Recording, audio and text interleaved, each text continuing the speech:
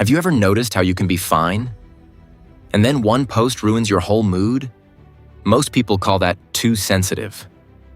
But here's the thing. Psychology today frames Gen Z as possibly the most empathic generation to date. And when you live online, your brain is doing non-stop emotional scanning. Psychologists call this hyper-attunement. It's like your mirror neurons are stuck on high, copying other people's feelings before you even choose to. So the question isn't, what's wrong with you? It's what kind of world trained you to feel this fast? So you care too much. That's what people say when you take things in fast, when you notice the shift, when you ask, wait, are we good? But here's the thing. That isn't always weakness. A lot of the time, it's a skill your brain had to build early, like a shortcut, like a scanner you didn't ask for, but you learned to use because it kept you safe. Think about it. You're in a group chat. It's late.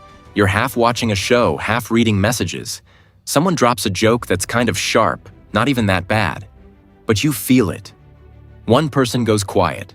Another sends a dry lol. The typing bubbles stop. The vibe changes in a way you can't quite point to, and you clock it right away. Not because you're fragile, because you're tracking people. Tone, timing, who reacted, who didn't. You're watching the social weather like it's a radar map. Older generations see that and they go, wow, you get offended so easily. But offense isn't the main thing. Offense is just the label they slap on the moment they can see. The core behavior is faster threat detection in a social space. Your brain is trying to answer one question over and over. Am I safe here? Are we safe here? Psychologists call this hyper-attunement.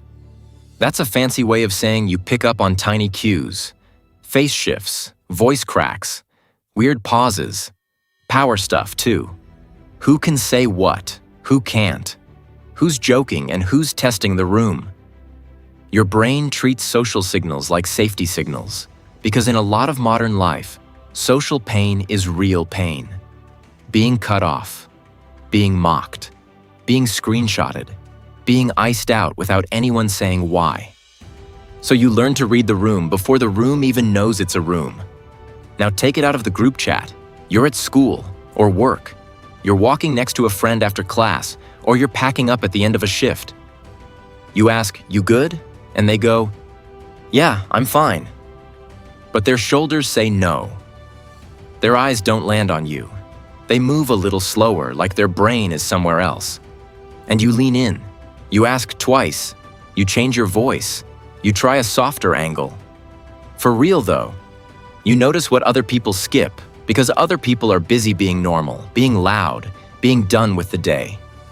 You're not doing it to be dramatic. You're doing it because you can feel the break in the pattern, and once you see it, your brain won't let it go. This is where Gen Z gets read wrong. Gen Z tends to be more open with mental health words, more likely to name feelings out loud, more likely to do the quick check-in. Are you okay with that? Do you want advice, or do you want me to just listen? That kind of thing. It's not perfect. It can be a lot, but it's a real shift.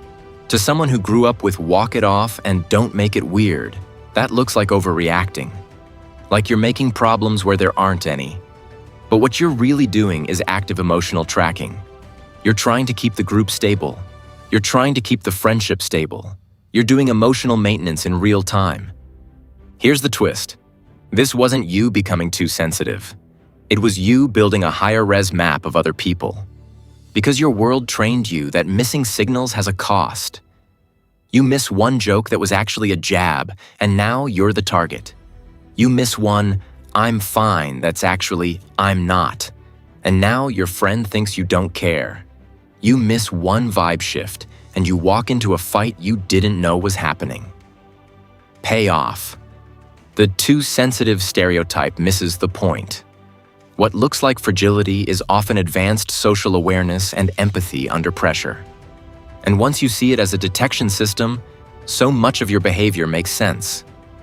The quick apology, the urge to clarify, the need to name what's happening so it doesn't blow up later. Which brings us to the part nobody talks about. What happens when that detection system never gets to shut off? Which brings us to the part where the scanner doesn't clock out.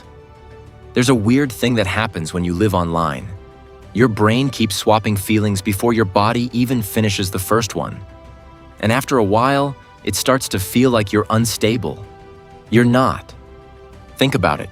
You open your phone and you're not looking for anything big. Just a quick check. A friend posts a nice dinner pic. Then someone else posts a breakup. Then you see a clip from a war zone. Then a dumb meme. Then a link to help someone pay rent. 3 seconds each, thumb moving like it's nothing. But here's the thing. Your nervous system doesn't treat that like content. It treats it like input. Like you're in a room with real faces, real pain, real threat. And you're taking it in with no break in between. So your body does what it's built to do. It reacts. Psychologists call part of this mirror neurons. That's the brain system that helps you copy what you see in other people. Not on purpose, just fast and automatic. You see someone cry, your chest tightens. You see panic, your breath gets weird. You see a smile, you soften a little. The copy happens before the thought. And online, you're not copying one person. You're copying a whole crowd. Grief, then relief, then disgust, then a quick laugh, then anger, then shame, then back to normal like nothing happened. Except your body didn't reset. It just stacked the signals.